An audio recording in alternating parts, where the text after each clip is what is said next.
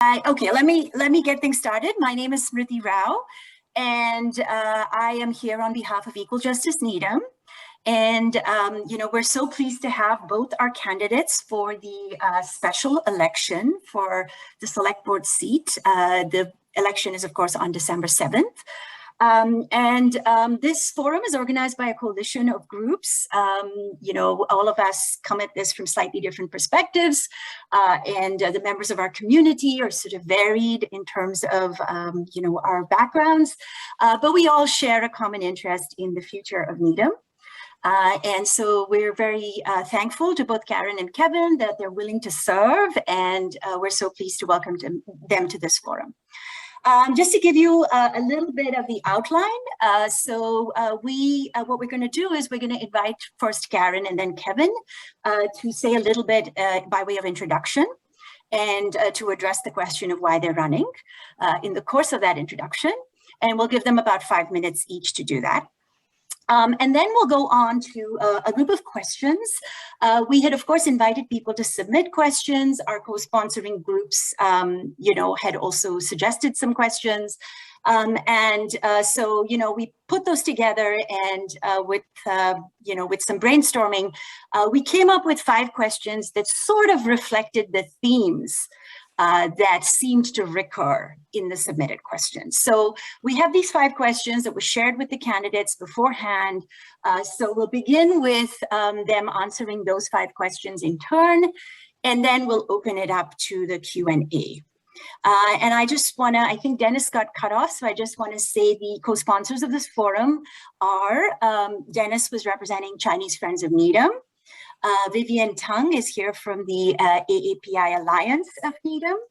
I am here from Equal Justice Needham. Chris Balmer, Andy Weiser, several others are here from Progressive Needham. We also have the Indian community of Needham, which is also co-sponsoring this. And I believe the president, Sakina, is also on this call. Shall we get started, Karen and Kevin? Okay. We are recording, so if anyone doesn't want to show up on the recording, the suggestion is that you mute your video. Otherwise, you will be seen in the recording, just to let you know. So, Karen, if you'd like to begin with just introducing yourself to all of us and telling us why you're running. Sure. Good evening. Thank you for having me tonight. I'll just start off with a little bit about myself. I was born here in Massachusetts. My father grew up in Lynn, and my mother was an immigrant to this country after World War II from Romania. When I was younger, we moved to Florida, which is where I grew up. And then I went to college and law school in Chicago, where I worked in the Cook County State's Attorney's Office right out of law school, and then moved to the capital of Illinois in Springfield. I worked for the state legislature there. In several different capacities, most notably being the counsel for the House of Representatives for their civil law. Any bills that came through their legislature went under my pen. After I moved, I did a brief stint in Dallas, Texas for a fun job, and then I moved to Washington, D.C. in 2001, which is a very different place now than it was then. For a lot of reasons. I think I had some wonderful experiences there for the 10 years I worked in Washington. I was a counsel for the House Financial Services Committee for Chairman Oxley at the time when Barney Frank, who was from this area, was the ranking member on that committee. So I had a lot of interaction, and he definitely represented his constituency and was a force to be reckoned with. But one of the things I remember most about those times was that Mr. Oxley and Mr. Frank could go and have it out in discourse and then go play basketball in the staff gym later that evening. And, we're actually quite cordial with each other. So those were some of my takeaways from Washington. I also met my husband when I was there. He was serving in the United States Marine Corps as a captain, and he was stationed at the time at Camp Pendleton. So it was kismet that we met in Washington. Shortly after we got married, he was deployed to Iraq and served there for 13 months.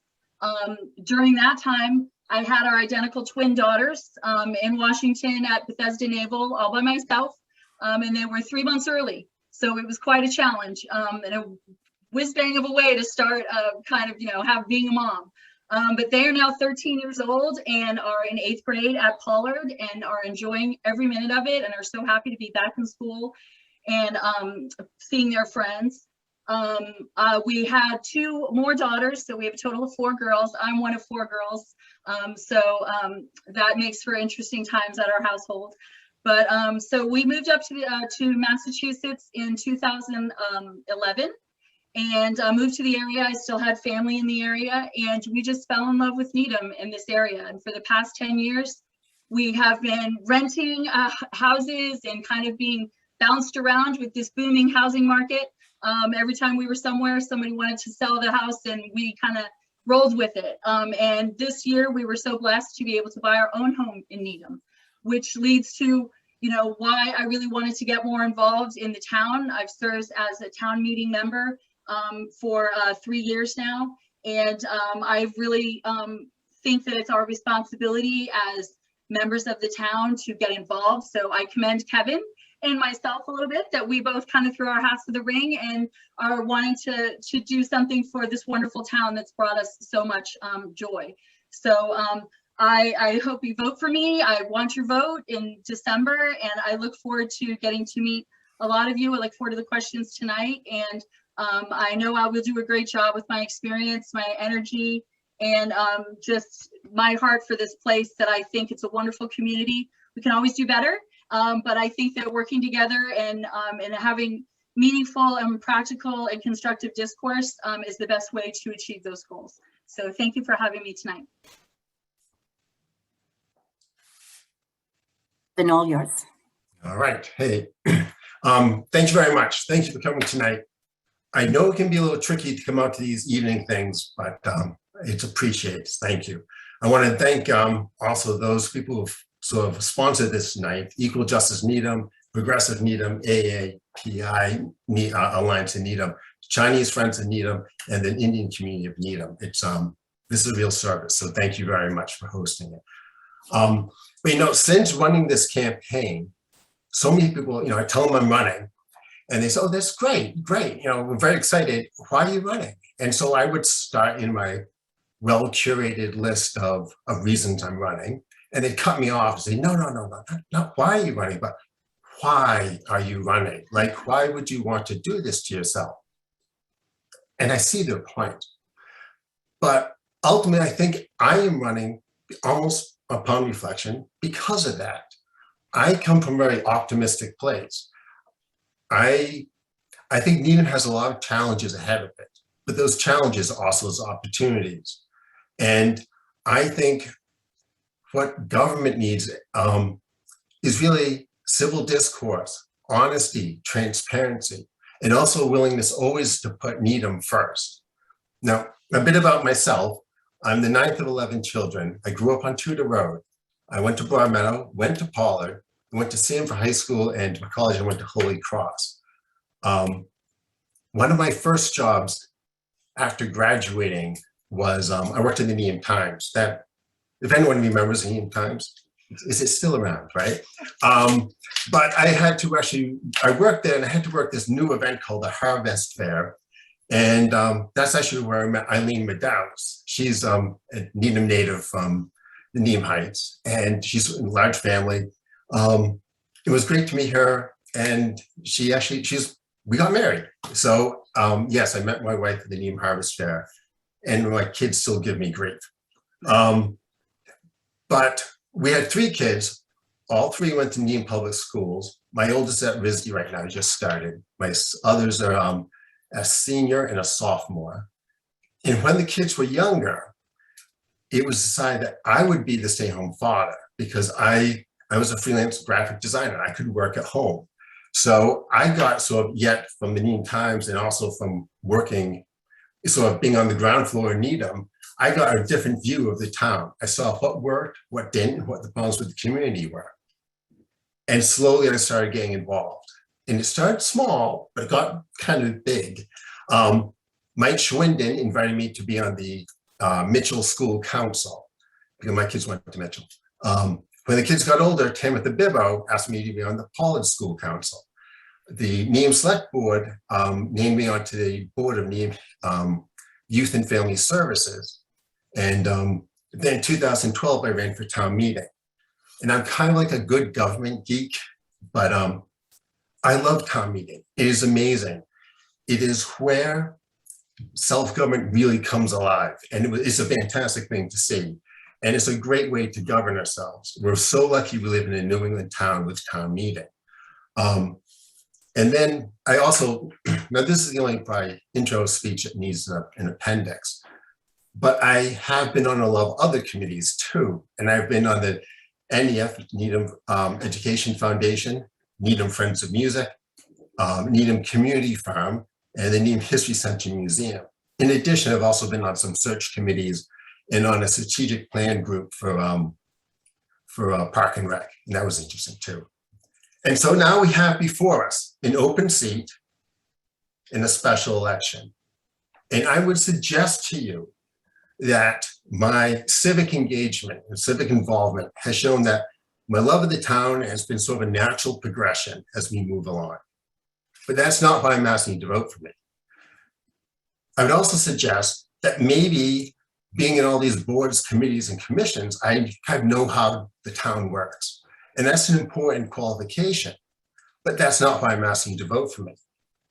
The reason I'm asking you to vote for me is that being on these boards, commissions, and committees has really instilled in me to appreciate the values of civil discourse, honesty, transparency, and always to make Needham the best town it can be. I think I represent those values.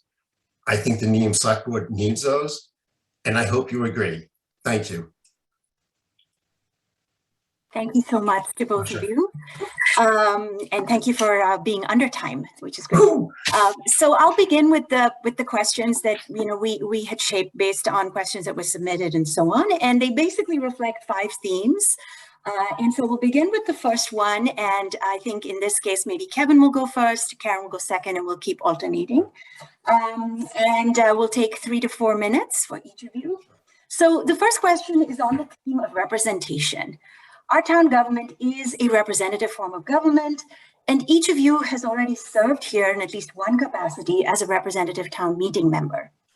As town meeting member, how have you engaged with your constituents in order to try to represent their views? And is there anything different you would do as a select board member? Kevin. Okay, thank you for the question. As a town meeting member, I find that, you're kind of out there. Everyone knows who you are, and they do come to you. And I always intersect with my constituents in some of the strangest ways. I have 2 dogs, and I walk them all the time. And the number of people I meet, and the sort of side conversations I have about town meeting are kind of interesting. I see people, when I mow the lawn, when at the end of the driveway, around a pandemic fire pit, or when my kids call me into taking them to Abbott's. I'm always meeting people, and people are asking me about things and about town meeting. But every time they ask, the most important thing is that they're asking and they're talking to me. And I really value what they're saying and their sentiments. It's important to them, and it's important to me. I would also say that very often it works backwards too. They're not asking me what to say to town meeting, but also asking like what happened at town meeting. So I'm actually sort of a conduit back, giving information as well. And a lot of times over the years, it's been, it's always conversations, phone calls, emails, attending forums, or even just going like on those Zoom meetings. And it's, issues way back when, from Parcel 74 to the microwave towers on Tower Hill, to Muzi Ford. All those times are people, I'm always constantly engaging my constituents. Moving forward, should I be elected, obviously the scale changes a bit. I can't walk my dogs all over town, but what I would say is that I would love to do office hours. I do, Zoom office hours. I do it with this campaign, and they're actually a lot of fun. And I love the opportunity to work face to face with people.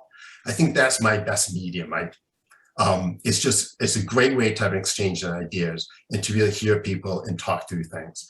I think that'd be I think that'd be my best thing. I'm not sure how much I lean on social media, but definitely would love to Zoom office hours, depending on, as we go forward.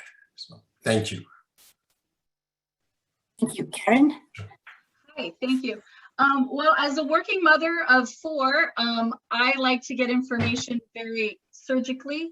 And so, and that's the way that I think most people kind of have communicated with me as a town meeting member. They've kind of known the issues that got right to the point. I've been able to discuss lots of substantive things with people in my precinct. I also think that I've been a really good source of educating people on the town meeting system of government and how our town works, how it's not with a mayor who's elected with a city council or a thing, there's the difference between the 357 cities and towns in the state of Commonwealth of Massachusetts. They all operate differently, and that's what makes us so unique. So I think a lot of people don't really understand that, how that whole process works, and how home rule and municipalities really, are the rule of the day. So I think that's really exciting and a great, place to be. So I feel like educating people on how it works, so that they know who to communicate with other than me, as well as the other people, all the wonderful people at Town Hall that are doing their jobs and working in their particular areas. I know that if elected to the select board, I would like to engage with constituents more. I am a kind of a freak about making sure I answer every email I get, which keeps me up late certain evenings for work. But so I do know that I am responsive to people. And if I don't know the answer, I am ready and willing to go and find that answer for someone and communicate that back. So I think that I would definitely be responsive to the community as a whole and make sure to address everybody's issues, equally across the board for whoever they may be in whatever form of contact they reach out to me. Thank you. I just want to remind folks, you can put questions in the chat, and Kathy Mertz is also here and Vivian are both tracking the chat, so they'll collect the questions for later. Okay, so going to the next theme, which is really about, prioritization as a select board member. So the question is, what will be your top priority as a select board member? And there are a couple of sort of sub questions, but maybe we'll just start with that, and then I'll ask you the follow-up questions. Okay, sure. So as a select board member, as a new select board member, my biggest priority is making sure I'm educating myself on all the issues that come within the purview and under the jurisdiction of the select board. And also, again, educating people on exactly what the select board has jurisdiction over and kind of issues that they're able to handle and those that other places within town government handle. I do know that I'm familiarized myself with some of the goals of the select board as a whole that they've already put out there. And I would say that, each of them are very important. I think really what's motivated me the most to get involved in this race, and also to one of my priorities as a select board member, is to be able to communicate with people, to be able to understand that there's a process and that we have to respect that process, and that there's going to always be, in this amazing government that was formed by our forefathers, there's always going to be an opportunity for people to speak. And I know that in the town of Needham, that people want to act civilly, they want to treat people with kindness and allow everyone's voices to be heard in forums such as what you're doing tonight and in ones that other groups are going to be doing. I think that as a select board member, my top priority is letting people know that communication is there and that we want to be operating and hearing from all stakeholders in all issues that we have jurisdiction over. Kevin. Okay. All right, thank you very much. Top priorities for me would be inclusion, diversity, and equity. I want to have bottom-up building of our own leadership. I think it's sort of a personal mission. I would love that we could populate our all the committees, towns, and boards like I have served on. I wish that we could populate them with people who've never been asked into government, and I'd like to bring those up. I think that is one way to get diversity, equity, and inclusion. The other one is housing. Housing is a full spectrum sport here, and it's long and the range is complicated, but I'm happy to jump in and work for it. Right. And then the other thing I like to do is green space and open space for towns. And I think my biggest issues are climate change, and also so my favorite too is also passive use of recreational space that we have in town. That's using our town resources so that people can plug in and enjoy and have fun in Needham. They don't just need a schedule of a sport. That you should be able to go mountain biking on like the Greenway, the Greendale Green Space. You should be able to, you know, there should be openings or canoe entries on the trails all over the place. I'm a big fan of making passive use as well. So that's my three. Great. Well, the follow-up questions were twofold. One was, how would you then prioritize the allocation of town funds? Right. And secondly, and conflicts of interest have been an issue recently at the select board. Are there conflicts of interest you anticipate, and what are your views on how to address conflicts of interest? Is that back to me or? Yes, okay. Karen, yes. Okay. With regard to the allocation of funds, you know, I would definitely, like I said before, there's the big picture, right? And so robbing Peter to pay Paul isn't always the answer. And so I think that, you know, I would, as a select board member, want to consult with all the relevant departments and managers and the town manager and see where those resources could be allocated. I think public safety is important. I think elderly services are important. Our schools are important. You know, there's so many different places that we can prioritize things, but I think actually communicating with people and figuring out where those resources would best go, and doing that strategically, you know, while not only thinking in the present, but also with forward thinking about how that's going to affect future, you know, future generations and future managers and leaders here in town. With regard to conflict of interest, you know, I think that people need to respect that they're governed by the state ethics rules, and that you have to abide by those. And I think anybody that serves on the select board or in any capacity in government needs to understand what the rules are and abide by those. So I think that clearly, if there was a position I was put in that I needed to ask for guidance or to consider counsel to make sure that there was no conflict of interest of something I was involved in, I would definitely seek the advice of counsel. And that would be my comment about that. Thank you. Kevin? Okay, thanks. All right, so when it comes to budget issues, the select board actually does not have a direct budgetary authority. What they do is at the start of the program, the start of the year of budget making, they set goals and priorities, and they give them to Kate Fitzpatrick. Department heads make their own budgets based on what previous years or what they've been told to have to trim or whatnot. They then all gets compiled, it goes through FinCom. But for me, I would say a priority for budgeting is always to do, there's the must-dos, the should-dos, and the nice-to-dos. And we always have to balance it based on needs and costs. And so I would communicate those in my hopes and dreams to, like, you know, as we go before the budget year to the town manager. And a lot of those go back to is the inclusion, housing, and green space. Those are my big three. And those are probably the ones I push. Some of them go right through. If you see this select board goals, like they're easy to, they sort of line up and you would be able to accomplish those. Regarding conflict of interest, the State Board of Ethics would rule on certain issues, and you know, you're innocent until proven guilty. But in politics and in the select board, it's really important to avoid the appearance of impropriety, because I think people's trust in government can get easily tainted if people don't observe a very clear line. And I personally would never want to skate close to an edge where it looks suspect, because even if I could be technically right, I know I'm damaging the reputation of the board. So I would always err on very, you know, avoiding the appearance of impropriety. The next question, actually, I can see some questions in the chat that also reflect this, and both of you have already mentioned this, is the issue of housing. And it's, again, a two-part question because there were a lot of questions on this. And one is, what is your view on how to address the need for affordable housing in Needham? And there's a related question, which, let me ask it anyway. What is your vision for the Muzi property? So both of these questions came up quite a bit.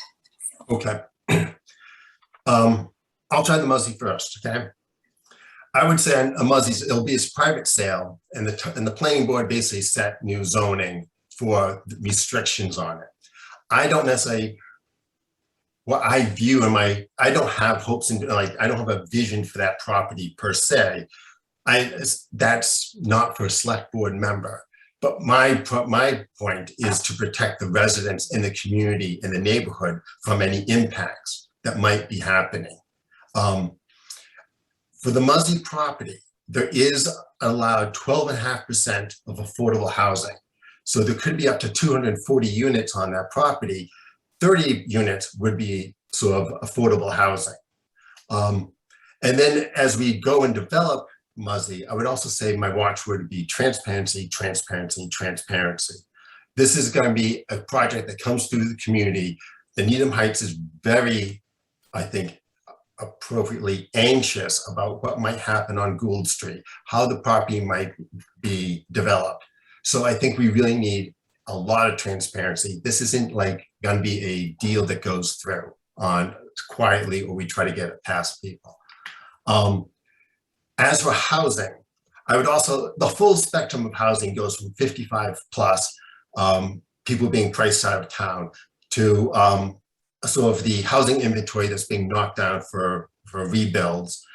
There's 40B housing, and there's 40, and we're, by the way, we are above 40B. So like, congratulations. But there's something also called what's called friendly 40B. And I really like to pursue that. That's sort of things that the town can really plug in and make requirements that might be environmentally aware and super friendly, you know, net. Is it carbon neutral, carbon zero? I don't know, but we can start to insist on things. Then the other issue is, you know, there's a section, Sector 8 vouchers, there's an option. There's the accessory dwelling unit option that we are starting to discuss. And there's also the Needham Housing Authority and how they do stuff. Interestingly though, all our options in Needham, all the 40B, basically still, if you are under the AMI 80%, down to 30%, you can't even afford a 40B apartment in Needham. I mean, it's a tragic, it's sort of a tragedy. We do all this work, and at the end of the day, it's like our reach is really limited. And I think we start, one, we have to think maybe other options. I think we're going to the state level to see what do we do about the AMI. And then the other one is, I think it's a regional approach. What Needham has done for housing has been actually pretty robust. And there can be more, but it's been pretty robust. And I think ultimately though, like, area towns have not done their part. I would also like to see, you know, I can't compel them, but if everyone did their part, we would solve the regional problem. And so, but that's why it's a full spectrum menu on this. So that's my point. Thank you. Erin.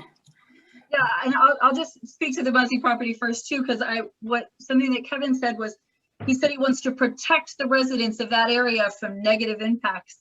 Well, you know, there might be another side to that coin as well, that whatever they put in at the Muzi Ford property might have really positive impacts for that community if it's done properly and with the right guidance and the right planning. So I don't think every time it's, you know, there's any sort of change or something that might be a little scary, that it has to be a negative impact. And this is where what we were talking about before with communication with people and listening, making people feel like they're heard. I mean, I can't imagine, well, I mean, I can, we all live here and the traffic has gotten worse and there's different things that have happened. So, I mean, I think that where people live and they're enjoying the, you know, the pleasantries of their own home is really important.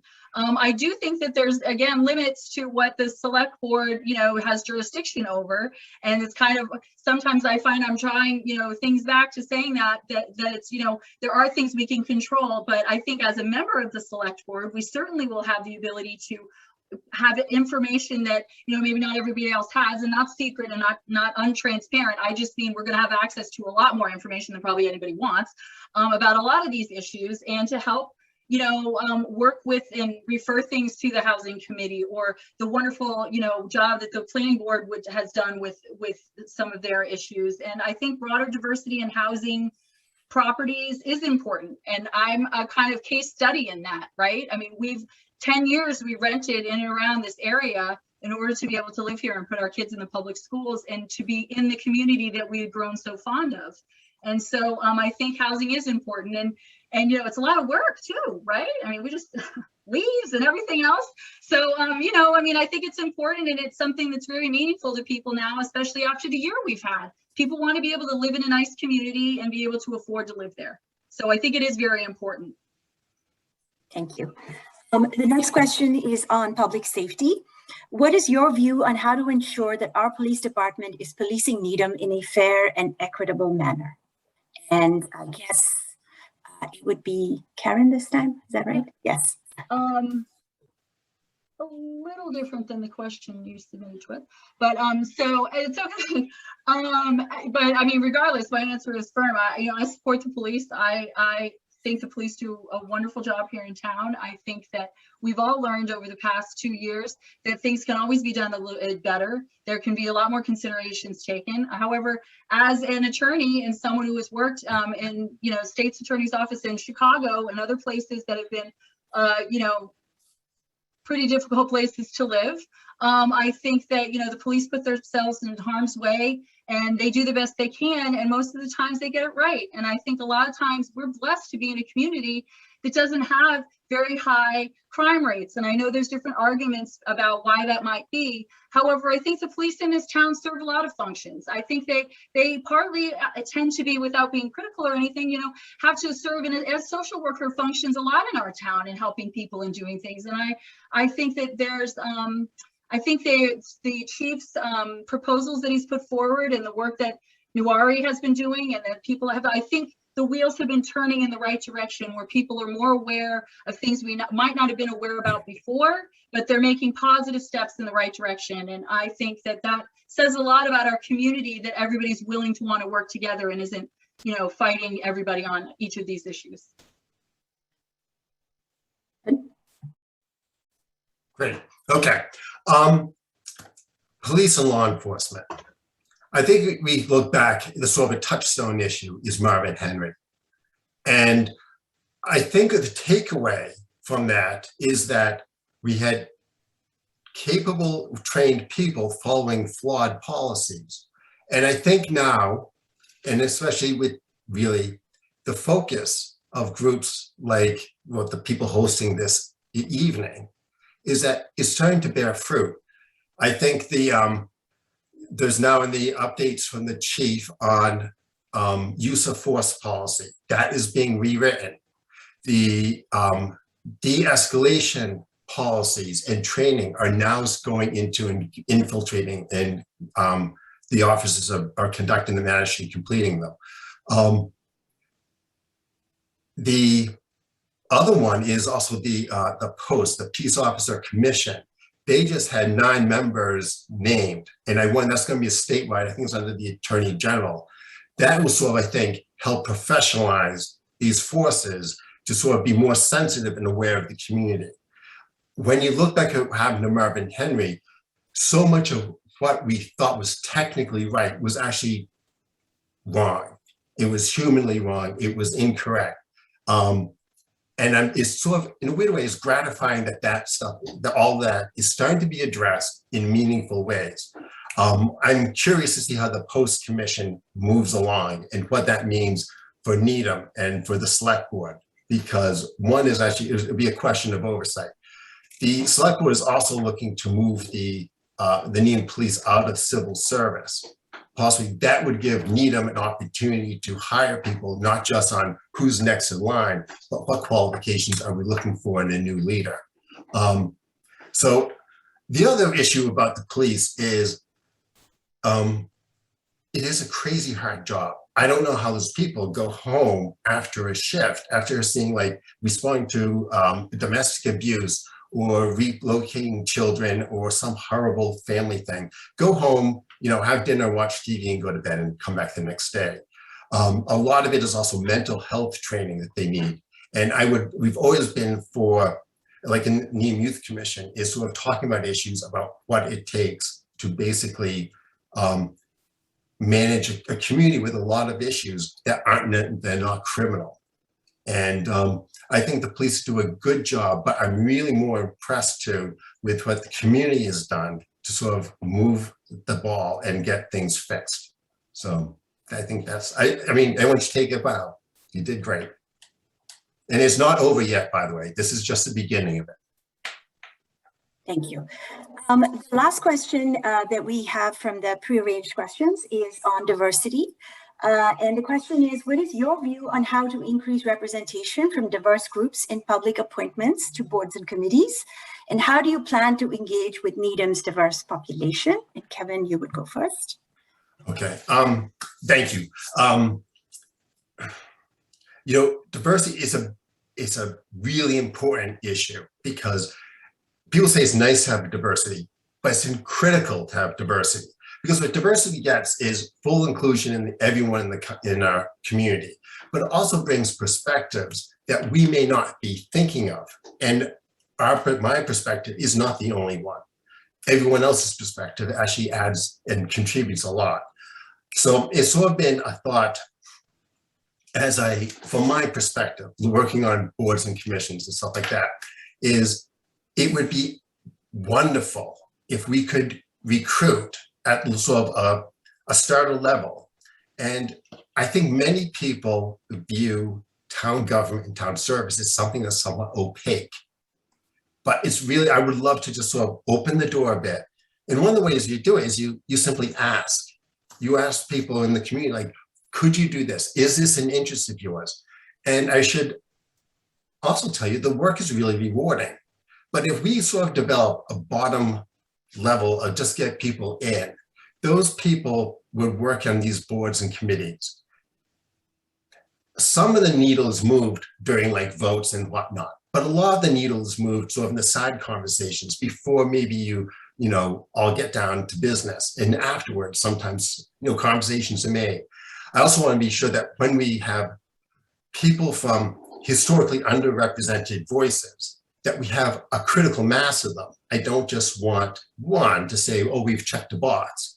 I want it to be more of a rich experience for everyone.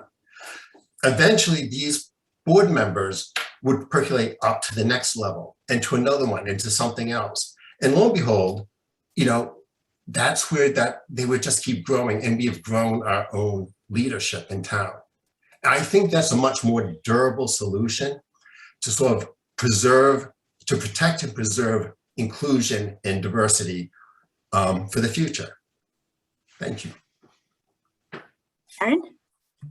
Well, I think one giant step forward in diversity in town government in Needham is to vote for Kevin Calton for select board, since there is only one other woman on the select board. And I find that that would be bringing another voice of all the women of our town, who I think have a very large, you know, influence here, not only as mothers or women that work in town, women that are involved. I would love to see more women get involved in government from the ground up. And I do, like I said earlier, part of my experience in Washington and in state government elsewhere has also brought me to be able to educate people on the systems and how it works, and how getting involved doesn't have to be all overwhelming, and that doing a little bit goes a long way. I think that's also some of my campaigns experience, is very grassroots and starting from the bottom and educating people. As far as with the question about a more ethnic diversity, a more diverse population culturally, I can honestly say that over the past 10 years, I have seen a definite shift in a positive direction of an increase in diversity in the population, with the children that my kids go to school with the people that I interact with on a daily basis here in Needham. And so I think that there's a lot of positive influences in that regard. You know, I feel that, you know, I've lived in all sorts of metropolitan areas across the country. And I think that Needham, the spirit here in the community, wants to urbanize a little bit, which I think is cool. However, you know, I think we will do that strategically and not by any sort of negative way, but just organically. I think it will come. People want to be here and want to live here, as can see by the representation of the people on this Zoom meeting, right? So I wish we all were in person and I could see everybody's face. But I think that, it's kind of a really kind of a cornucopia of all sorts of folks. And I think that's wonderful. And I think that as long as we're, again, able to respect each other's differences of opinions and differences from where they come from, that I think that, some of this will be a little bit more organic with us all just being a little more kinder, gentler, and loving of each other. I think that's my little be positive here tonight, because I think it's important, and that's one of the reasons I'm running. Thank you. We'll hand it off to Vivian Tung now, who will take over for the questions. Thank you. Okay, Kathy's gonna kick us off. Hello, everyone. We have a number of questions from a number of people, and I'm just going to read through some of them. The first question is, what is your perspective on town debt, and what do we need to do in order to keep property taxes affordable and not burden future generations? Kevin, do you want to start with that? Yeah, sure. So town debt. Overall, the town's very well run, but we have done a ton of building projects. I think more than other towns in the area. And we talk about keeping the pipeline limited because, well, if you put too many projects in the pipeline, you get too much debt. And so we have guardrails of a 10%. 10% of budget can be debt. And that's supposed to manage our debt as we sort of do these projects. Right now, Emery Grover is in the pipeline. Soon up in the bullpen is Pollard. And after that will probably be Mitchell. When we look for funding for these projects, it depends on what the state can offer, what other grants can offer, what our, I love this term, our debt capacity. It's when we've actually paid off debt that we don't have it. And then the town likes to backfill that debt in. As long as we seem to manage this debt load, let's just keep it going. It's how we get projects done. I can see why people groan, but it is also, we don't want too much debt on the town, and the FinCom does have the 10% guardrails up for that. So that's my perspective on town debt. I would tell you that it hurts to pay the taxes, so you see them going up every year. I mean, every year they creep up and creep up. And I absolutely understand that this is our town, but it's our taxes. And people say Needham is a very wealthy town. And it's true, but not really, because we don't have a common bank account. Some people are really struggling, and we do have to be really mindful that they're getting by. There's a lot of, not everyone in town is as wealthy as we like to all think we all are. Thank you. Next. Okay. So, I think as a town, we should always be forward looking, right? And I think that, taking care of buildings that are in disrepair where people have to work and serve our community is probably priorities for the town to take care of.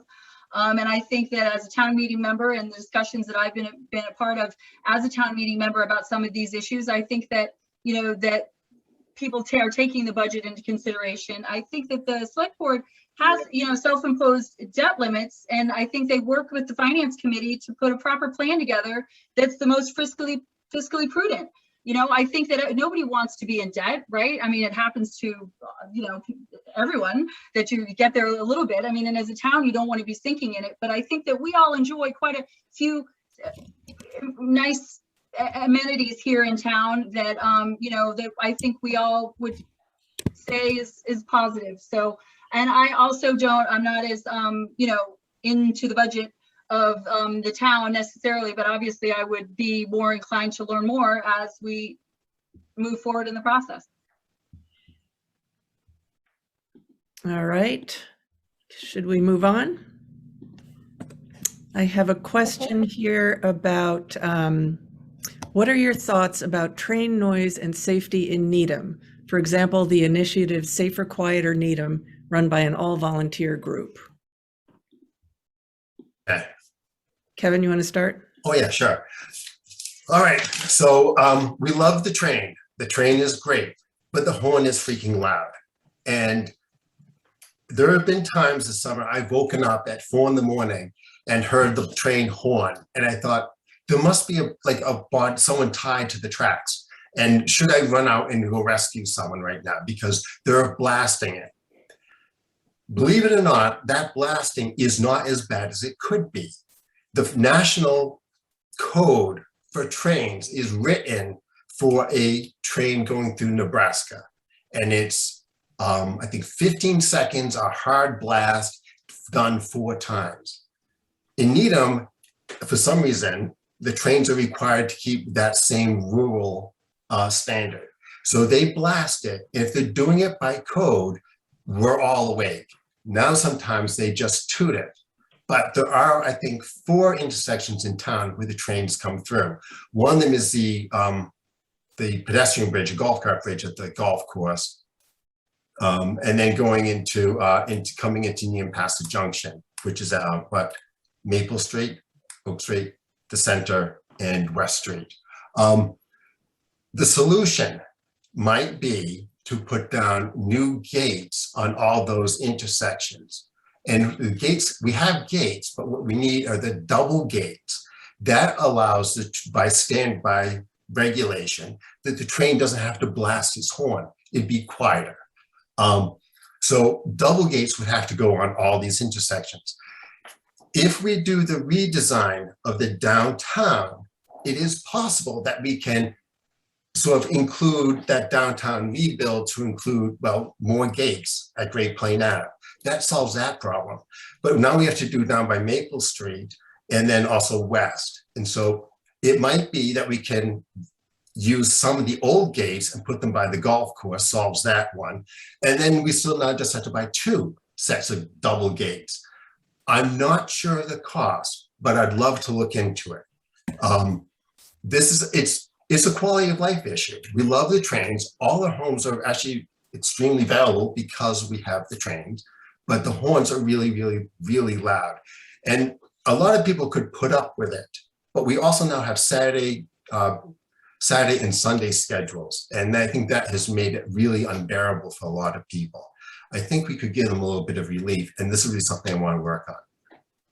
Thanks. I think as a commuter to Boston, the train is awesome and it was great. And with trains come horns, and some might say they're quaint. I do know that all of the things that Mr. Keane just spoke about were all things that cost a lot of money to do. And by federal train regulations, they have to be done and paid for by the town in order to do away with the horn. There was a report written about this and I read it recently and I can't even think about where I saw it, but I know that this is true. And so I do think that, that goes along with some of the budgetary issues, that question that, we need to balance that between, balance the noise, which, I've lived on Garden Street right up against those railroad tracks. I would have to readjust my, the china cabinet after the train would go rolling by. But, I was able to take the train to work in Boston. So there's always goods with bads, but things do cost money. And there are federal regulations and guidelines that, I think we would all kind of be putting up a stink about if the federal government transportation lines weren't abiding by the appropriate rules. We would have something to say about that as well. So I do think that, it is important. The train is loud, but I also think it's a safety issue. And in order to solve the problem, everybody would need to be committed to expending those funds. Great.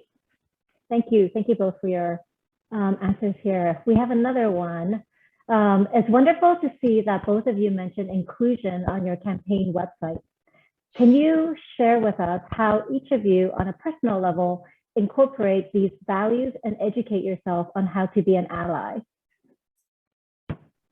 Karen, maybe to you first. Well, I think those were values that were instilled in me as a child through my parents. We had a very supportive family. I think giving people, being loyal and having integrity and being a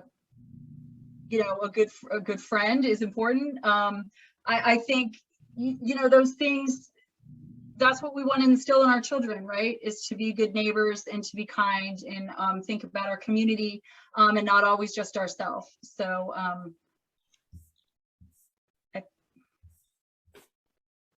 Great, thank you, Karen. Kevin? Okay. I remember growing up, and it was, I think it was like Martin Luther King had been assassinated that weekend, or just before. And I remember my parents talking to us like it had come up at church that they weren't going to talk about it. My parents were furious, and they said, no, we need to talk about this. We are going to articulate this. And they did as we grew up. We were always hearing this. So in my own life, I would say, I would, with my own children, we definitely push it. We articulate it. I'm proud to say my son actually has, I think it's taking root because we've had a number of instances helping certain people, disadvantaged people, and it's been really helpful, encouraging to do that. But overall, like I've been on some of the Black Lives Matter issue. We watched the TV, we were all horrified by it. We went to the town march that summer. And then we were on some of the EJN talks before that or after that.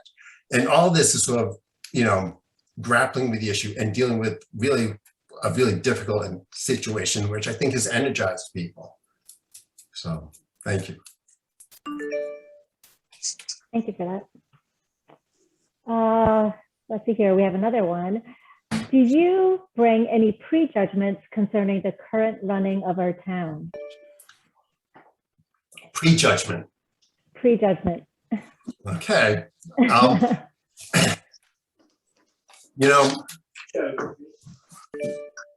I think that Needham is a fairly well-run town. I think it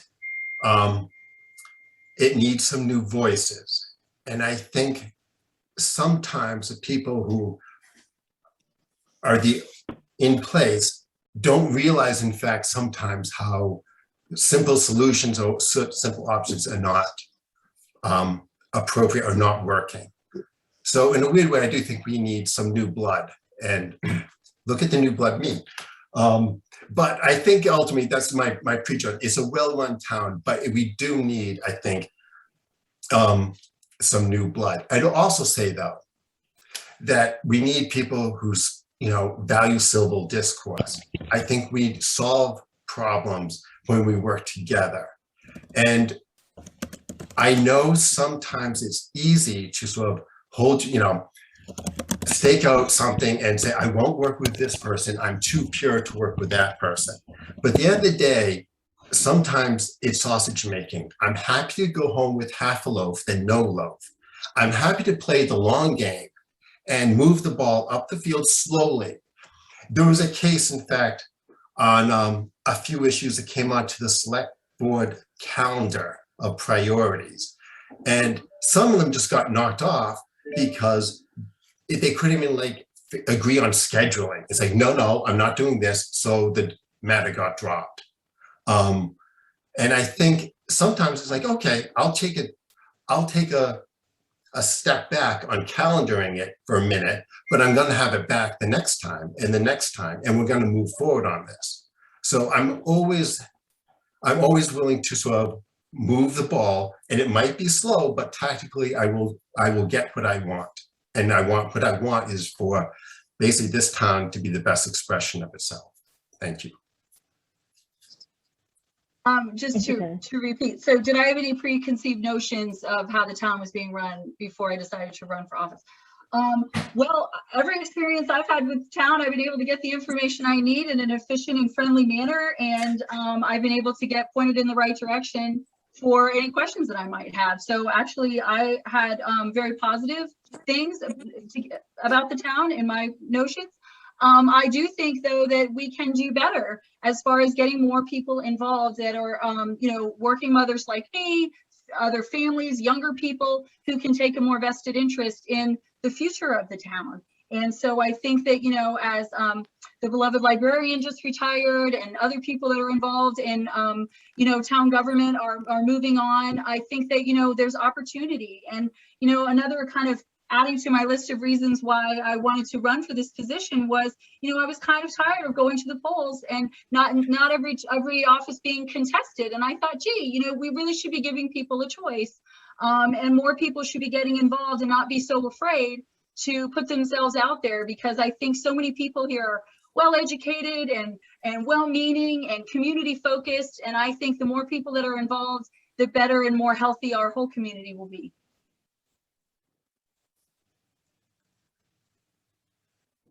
Great.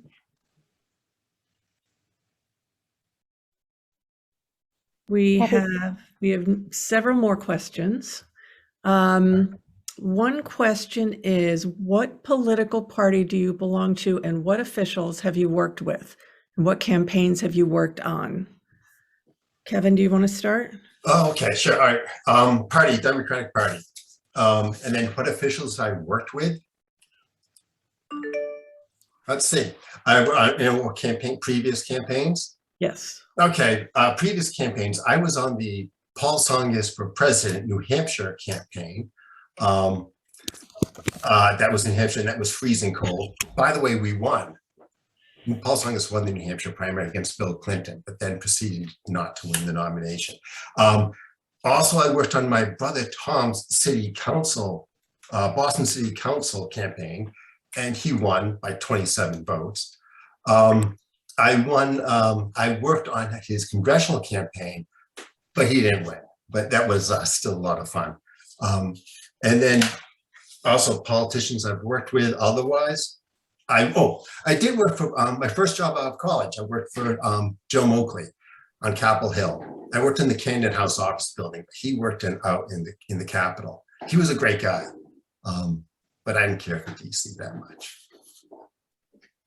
What's funny about working in DC is, other than it's incredibly hot, but it's also a bird's eye view of government. And it was fascinating, but in a weird way, so removed. And what's amazing being in Needham and being in the community is this is where politics really happens. When you think about it, I had an editor who told me this, like, the federal government, the state government are all trying to control what happens in the local level. And the local level is actually the most real. And this is where the action happens. This is where the real soccer game's played.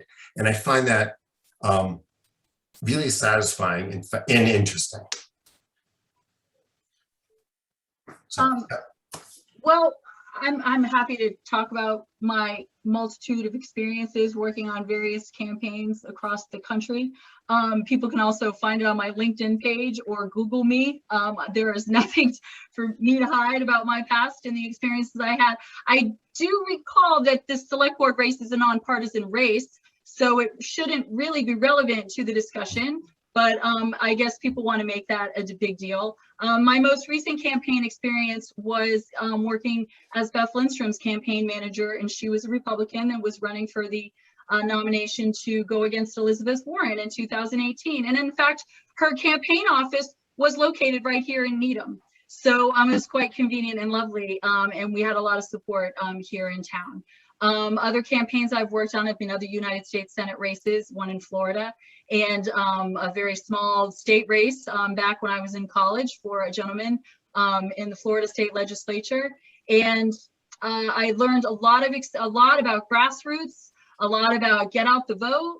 I learned a lot about how to deal with difficult situations and how to speak to people and how to learn about issues in a very quick and efficient manner and be able to communicate with people effectively. So I am appreciative of all of those experiences that I had. Thank you, Karen. I have a follow-up to that, which is specifically for you, Karen. Mm-hmm. You have made public positive comments about former President Trump. Why? I don't generally like to talk negative about anyone. So I would say that first and foremost. I'm sure I probably did. I was running in a campaign for a Republican, and at the time he was the Republican president of the United States of America. I can't go back and archive every single thing I've ever said.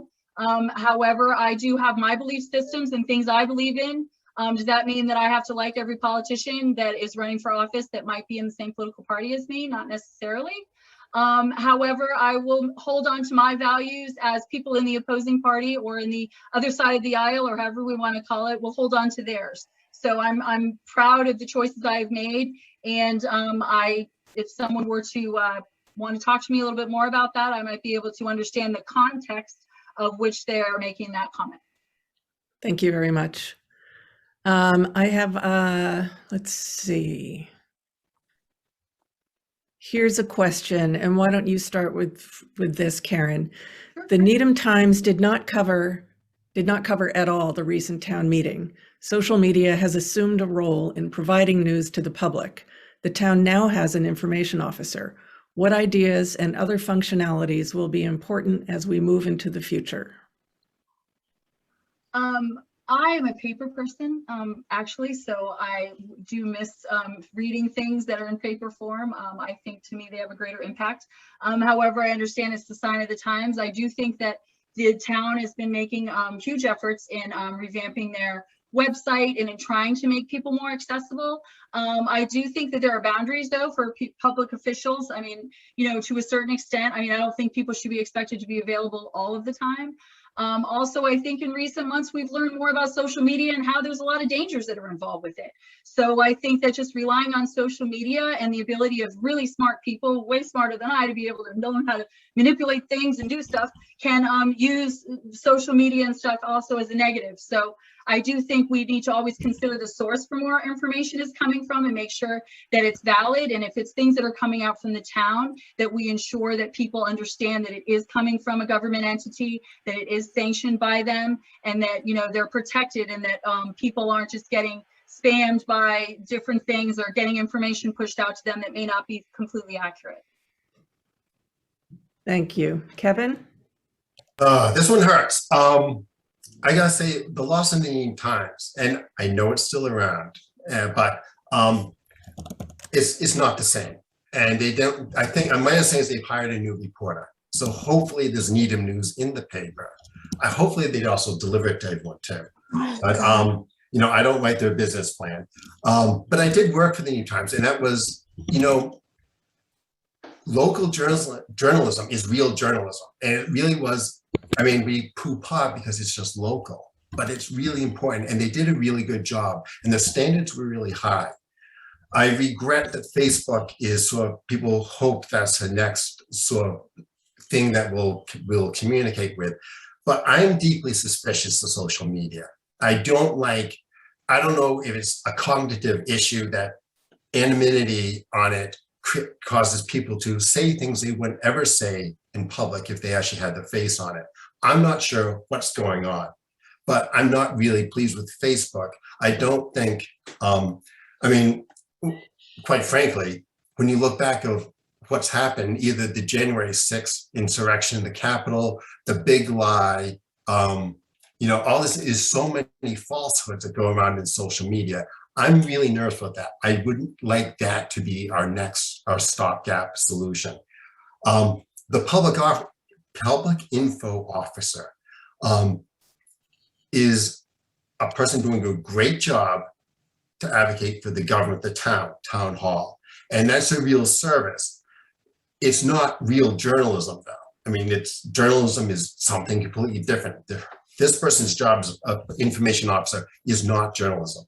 So it's a great source of information, but it is not actual journalism. And that's what we really need. And, you know, people do say we need real journalism to have a democracy. And I think they're right. And you see actually when town meeting isn't covered in the Needham Times, that we're all the weaker for it.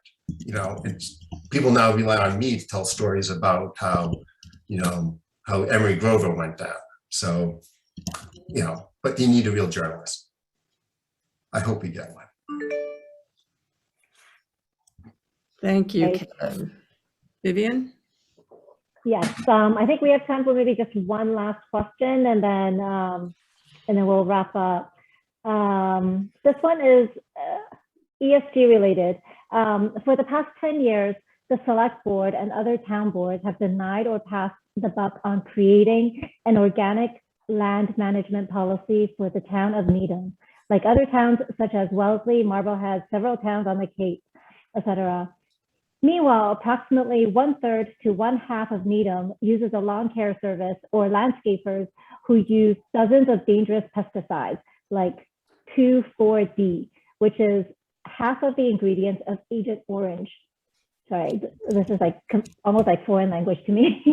Each application ranges from 3 to 4 gallons of pesticide product, up to 45 to 50 gallons of for trees. Applications can be 2 to 13 times per year per yard. Do you feel it's the role of the town to model the safest gold standard of organic land management for human health, pets, pollinators, and health of the Charles Quinobequin? Yeah. Also, what practices do you do in your own yard? How can you encourage climate-friendly shift on yard care in Needham?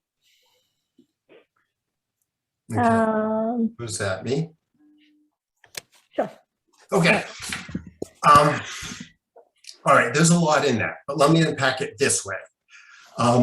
This is an issue that had come up to town meeting a few years ago about using organic treatment for the fields and whatnot. It was voted down, but I was really sympathetic to the argument, and I liked it. And I think when the EPA started requiring people to put the little yellow flags out about what sort of poison is going on the lawn, a lot of people started moving towards organic solutions, or to actually understand what's going on the lawn. And in a weird way, I thought, those people are voting with their pocketbooks. They're voting. They are saying, we don't want this on our own lawn. And it made sense to me that in a weird way, we shouldn't be putting it on the town fields. I'm sensitive and I'm aware that the town feels it cannot maintain a sod cover that could stand the beating of a varsity team. But I would want more research, another look into it. I think it is an important issue. And these really are toxins. And, you know, I know since World War II, there's been no looking back. Chemicals work, but there's a real dark side, and we need to actually be very, very careful what we do. And when you think about it, lawns are actually lawns are a vanity project. So, you know, is it worth the hazard we're putting on there? All right, then the other question is, what do I do for my own lawn? All right. So my lawn is organic. I'm not tested, or I'm not certified organic because it's a lawn, and organic certification is a process. But I have a clover lawn. I never put fertilizer on it. I mulch leaves into it. Everything about my lawn is like this flywheel of good organic policy. And by the way, it works really well. My thinking is, if you see an organic lawn, you shouldn't know that's organic. It should be like the best lawn in the neighborhood, because it really can be. And everyone should try it, but it's extremely successful, and I'm sensitive to that. This is probably the way of the future. Thanks.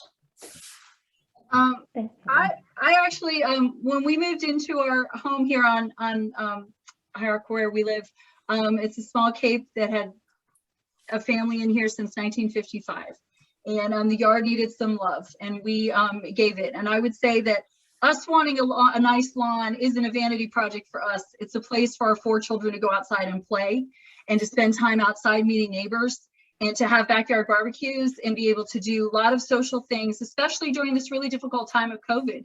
We actually did have a lot of dirt in our backyard most of the summer, and we threw some lawn chairs out there, and it wasn't pretty, but we had some good family time out there before we were able to put the lawn in this fall. So I don't really understand all of the FDA and EPA issues. That was one of those things I thought I left behind me in Washington, all that gobbledygook. But I do think that not poisoning the water system or hurting and harming other people who are in the area, and when we're in public fields, that does need to be taken into consideration. I don't know where in you know, the select board's jurisdiction is kind of this sort of issue area, but it is not the first time that someone has brought this up to me in the past couple of weeks. So I need to educate myself on this and see perhaps what the best policy might be. But I do think that people do take pride, which is a wonderful thing for us and our property values, that people really want to take pride in their lawn, and perhaps more people could get out with rakes and less leaf blowers, and more people could get out there and water and do some nice things for their yard that wouldn't be so problematic for some of their neighbors. So I think we can all work together on that. Great. Thank you both. Thank you both, Karen and Kevin, for participating tonight and just giving us an opportunity to get to know you better. So for all of the attendees, this session has been recorded, and we will make this available in the various channels, Facebook, YouTube, and then email. Karen and Kevin, do you have any final remarks before we close out the meeting? Yeah, sure. Karen? Go ahead, Kevin. Okay. Hey, first I want to thank everyone for coming tonight. This has been really helpful. It's great to hear the questions. It's great to talk about the issues, and also to see what what we're going into as we run for select board. When I talk, I like to talk deliberately and thoughtfully. I love to do my research. I love to know and understand the issues and what where we want to go with things. So I think as a select board member, I'd be a really valuable member. I think I would contribute to elevating a conversation, to speaking intelligently about things, and to also to bring everyone's voice into the discussion. I want to be about honesty, civil discourse, and transparency. And at the end of the day, we want to make Needham the best reflection of our town. And I hope I am the candidate that can do that. Thank you very much. And remember to vote on December 7th. Thank you very much for having me tonight. I am overwhelmed with the turnout. I think that's fantastic that so many people in our town are concerned about the direction where it's going and take an interest in this special election in the doldrums of the fall and winter approaching. I think that's wonderful. I do think that I am the best person for the job. I have the experience, I have the energy, the dedication. I bring a fresh perspective, being someone that's lived other places and is coming with maybe some new ideas and some new ways of doing things. I also think that as a mother with school-aged children and as a new homeowner in town, I do think that there's a lot of things that we can improve, and that I'd like to have a hand in being able to help bring us into the future, so that when our children come home from college and thereafter, they will find Needham to be even more vibrant and spectacular than it is already. So I hope that you will vote for me on December 7th. I'm Karen Calton, and thank you for having me tonight. I really appreciate it. Just wanted to read out, CC Giannacanto has a message that the League of Women Voters and the Needham channel will be creating Get Out the Vote PSAs for the special election. So if you're interested in participating, please get in touch with her. She had a contact in the chat. Thank you. Thank you. Thank you very much. Thank you all for joining us. All right. Bye.